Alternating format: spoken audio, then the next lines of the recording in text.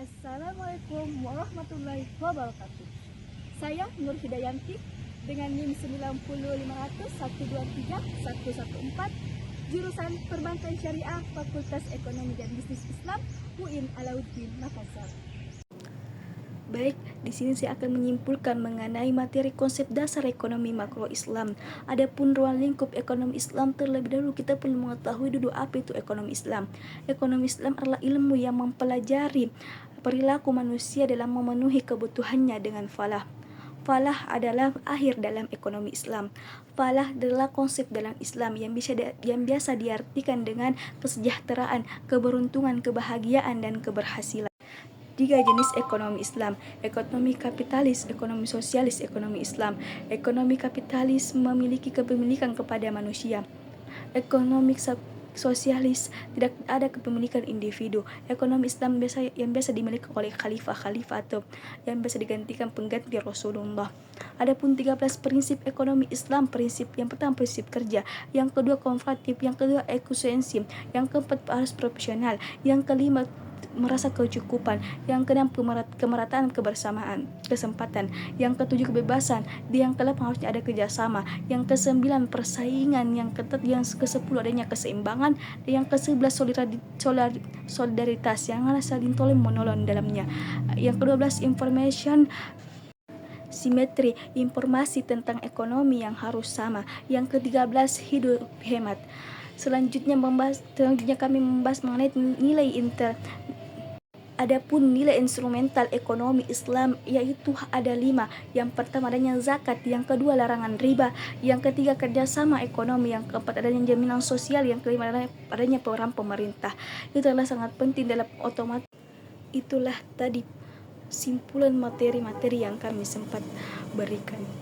Mungkin hanya itu. Allahumma fit ila Assalamualaikum warahmatullahi wabarakatuh.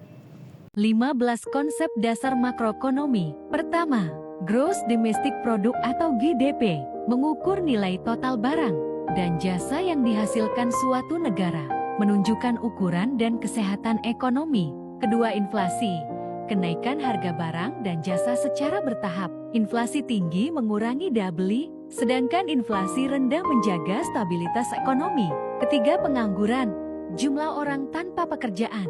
Pengangguran tinggi mempengaruhi ekonomi negatif. Keempat, penawaran dan permintaan. Penawaran adalah ketersediaan barang, sedangkan permintaan adalah keinginan konsumen. Perubahan harga terjadi ketika penawaran dan permintaan bergeser. Kelima, kebijakan fiskal. Cara pemerintah menggunakan pajak dan belanja untuk mempengaruhi ekonomi, membantu mengatasi pengangguran atau mengendalikan inflasi. Keenam, kebijakan moneter, mengatur pasokan uang dan suku bunga.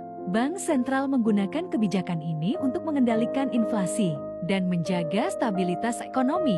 Ketujuh, suku bunga, biaya meminjam uang. Suku bunga rendah mendorong belanja dan investasi, sedangkan suku bunga tinggi mengurangi inflasi.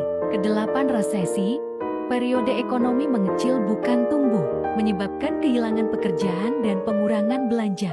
Kesembilan, kurs mata uang, nilai mata uang suatu negara dibandingkan dengan mata uang lain, mempengaruhi impor dan ekspor.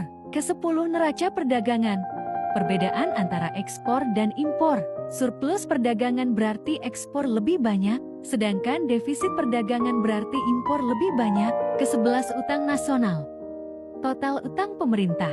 Utang yang terlalu besar dapat membatasi belanja, masa depan dan merugikan ekonomi. Ke-12, permintaan agregat, total permintaan barang dan jasa di ekonomi. Permintaan tinggi mendorong pertumbuhan ekonomi. Ke-13, penawaran agregat, total penawaran barang dan jasa di ekonomi. Penawaran tinggi mendorong pertumbuhan ekonomi. Ke-14, siklus bisnis, fluktuasi ekonomi secara berkala, meliputi periode pertumbuhan ekspansi dan penurunan resesi. Ke-15, produktivitas, jumlah barang dan jasa yang dihasilkan pekerja dalam waktu tertentu. Produktivitas tinggi mendorong pertumbuhan ekonomi.